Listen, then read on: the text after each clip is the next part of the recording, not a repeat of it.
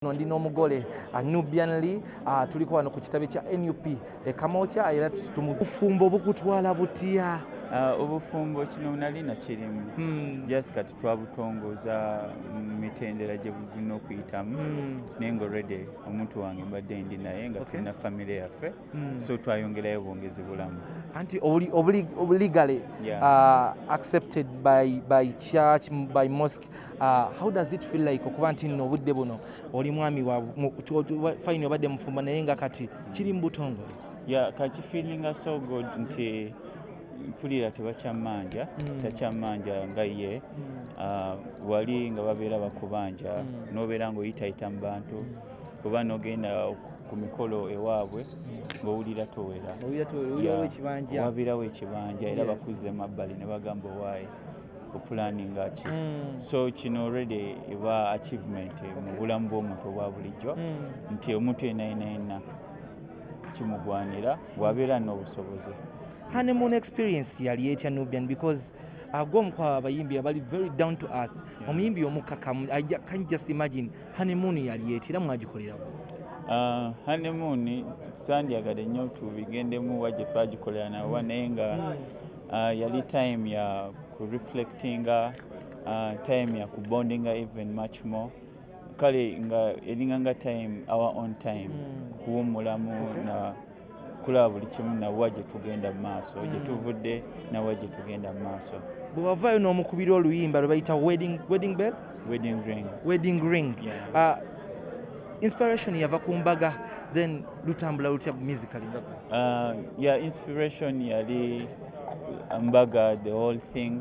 wajje tuvudde na lwaki ye then lwaki oluyimba it was a way of documenting our wedding ne wajje tuvudde okutuuka ku mbaga yaffe nga abalala bakola video coverage ne ba covering embaga ze nasalawo nkiteeke mu luyimba byonna tubinyige mu luyimba nga lusobola okubeera nga luzanya nga tedu inspiring n'abantu abalala baagala okola embaga oba abatunuulidde obufumbo. Tuli ku mbaga Bobi Wine nga best man buli muntu Bobi yagamba gwe gumunigo gwasooka kubeera best man abali tebamufuula nko best man. Relationship yo ne Bobi Wine okuba nti muntu sekulina eddaala. Bobi Wine kyali wange besides that okubeera kyali wange yafuuka muganda wange. Sometimes I refer to him as a brother from another mother. So ate era nga mukyemanyi oluusi emikwano gibeera gy'amaanyi nnyo gy'olina okusinga ab'eŋŋanda so eventually you become brothers. Nti ye okubeera nga is my best friend ate ekifo ekyo kyali automatically nga yakifittinga in as the best man. Criticism ku social media ne mu bantu aboogera nti no mugamba muli mu struggle but ate muli mu kuba mbaga bannamu abamu bali mu kulaga mayumba ga bbeeyi kino wakitekinga in otya? Ekyembaga tosobola gamba nti kubanga oli mu struggle ojalekerawo okubeera taata ojalekerawo okunoonyeza abantu ekyokulya nti oba ojja kuyita nga oli bukunya so kiringa nga bwe bagamba nti woofiirwa nnyoko onoosula ku malaalo obulamu busigala bugenda mu maaso nti ffe okubeera nga osobola okuvaayo embaga already kintu nti kya bulamu nti it's a process of your life tosobola gamba nti kakati kandekeraawo okussa kubanga ndi mu struggle oba kandekeraawo okunywa ku tuzzi kubanga ndi mu struggle nedda obulamu busigala bugenda mu maaso. Abatunyigiriza baagala nnyo okututeekamu endowooza nti bo bwe basobola okukola ebintu struggle tekitegeeza nti obulamu bwe towase kakati onoobeera mu kawundo kakubye eddinisa onoobeerayo otya nga ogenda mu famire y'omukyala gwe wajjeeyo naye nga ate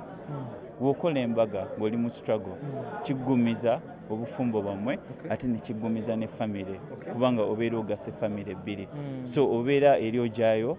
fully nga tebagamba nti oba n'omusango gwe wakola so kino kyongera foundation kyongera amaanyi mu struggle ti ne bali aba famire bakuwagira entirely kubanga oli full member wa famire eyo so abantu baleke kulowooza nti nno obeera mu struggle obeere nga otambula oli mu nnaku y'amaanyi yes already ensi etunyigirizanga weere naye tetujja gikiwa tetujja bbawo ekyo kyennyini bo kye baagala baagala otulaba nga buli kaseera tuli mu kaaba batukuba tiyagaasi batta abantu baffe kye baagala tubeere buli kaseera nga tuli mu biwoobe naye nedda tuli bannayuganda ate katonda yatublessinga nti ne mumbeera enzibu enyenye ennyo tusobola okumwenya ti yeffe bannayuganda so abantu baleke kitwala nti struggle eyimiriza obulamu bwo tojaga kubanga ndi mu struggle abaana bange tebajja kusoma ndi mu struggle nti sive waka oba sizimbe ennyumba kino kikukakatako ng'omuntu yenna obeera nga katonda akuwadde omukisa okiyisaawo n'okikola ekyo ne kibanga kiwedde. My second last question is Nubian, buli muntu akulaba alaba, do you have any political dream nga tetunaba na kubuuza kibuuzo kiddako? Yes, this is my political dream. My political dream yeyo kubanga nzukusa abantu ti Nubian okumulaba nga waali nga ayogera ku nsonga ezikwata ku ggwanga. It should inspire other people kubanga politics si talina certain class of people as long as ng'oli mulamu politics akugoverninga tukusuubira ku ballot yonna katulabe how the situation or how life unfolds kuba kati sisobola kwogera nga sinatuukayo naye as it is for now abantu bonna balina kimanya gwe ng'omunauganda you have to be informed kulwaki politics the policies ezigoverninga locality gy'obeeramu so gwe okulekera decision making eri abantu abatono gwe n'okyewala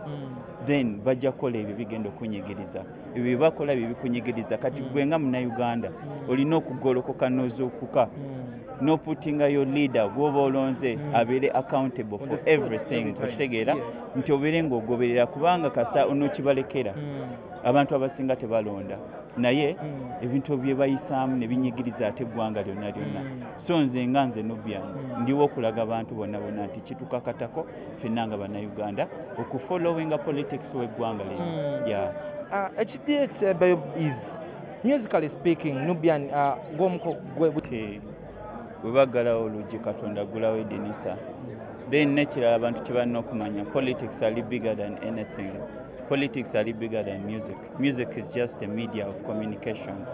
The music tumukozesa communicating na kuzukusa abantu. But coming to a realization into politics yasalawo obulamu bwabwe. So nze nga omuyimbi yes mbeerawo nti tulina ebintu bye tukwasaganya bingi nti byagenda otusanga already tuna certain investments nga tusobola okubeera of course mu ggwanga lino nga bwe tuli tosobola kuvaayo noga nti kino kyange kiri kyange kubanga bajja kujja bakunyigirize babisaanyeewo naye mu ngeri emu oba endala tubeerawo ate n'abantu baffe batubeereramu nnyo olina okumanya nti bannayuganda batubeereramu batukiririzaamu era balaba bye tuyitamu n'agamba nakubira akasimu naga Nubian kuyiiza kino gulira abaana omugaati so abantu batubeereramu kubanga tuli for a good cause y'eggwanga lyonna kati bano abayimbi abamaze 2 years kyoli bo bali ku Ekyejjo close to 4 years abayimbi munaye kasa abayimbi beerabira nti bano abantu abanyigirizibwa kuba bannayuganda be babafuula abakabi bw'ovaayo ng'okuba omuziki osaba esaalayo kuba oyagala omanyikike abantu bakumanye naye bwe bamala okumanya ate n'obeerabira nti beerabira okozesa amaloboozi gaabwe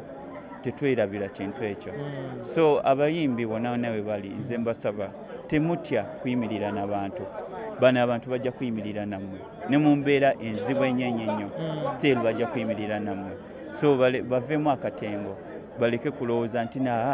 bwe naavaayo n'enjogera ate bajja kunyigiriza already tuli mu kunyigirizibwa ng'eggwanga already industry bali mu ginyigiriza bagitadde ku mavivi gaayo batufuula ba beggars imagine omuyimbi ogenda n'amala eggulu weeks 2 ne bamuwa $50,000 nga luli we baali bamuleka nga ebivulu bitambula ng'asobola ozikola mu ddakiika ogenda n'oyimbayo ennyimba zo 2 novaawo ne sente ezo ate baleke balimba nti tikiri wano ensi endala already za opening up tunuulira Tanzania abayimbi abamu aba Uganda bagenda mutukola ne bakuba ebivolo full house ng'abantu bajjudde abantu ekitegeera so nze njagala bategeeza kimu nti bino ebiri wano gavumenti Museveni atya kulaba nga bavaayo wa Bobi Wine abalala abasobola okwogera ensonga z'eggwanga kubanga amanyi gammwe ng'abayimbi eddoboozi lyo lituuka wala nnyo nti ne politician eddoboozi lye teritusaali comparinga na lya muyimbi kyova olaba babeera bamobilizinga bano ba politician beeyambisa nnyo abayimbi ne beerabira nti bano abantu babeera bakuŋŋaanya olusiga bamaanyi g'abayimbi ge gabasise kati kyekifo kye twasalawo ne tubuuka ne tugamba nedda it's not only the music ne music tumufule edutainment abeerewo abantu ng'abuusa abantu ng'atasikiriza abantu then ne bafuna message obubaka obubaleetera okuba nga bademandinga for a better life so abayimbi bajjewo Ekyejjo basigale nga boogerera omuntu wa wansi bajjewo Ekyejjo boogerera omuntu wa wansi boogerere Munnayuganda balabe oba ensi tebaagale balabe oba abantu tebababeereremu.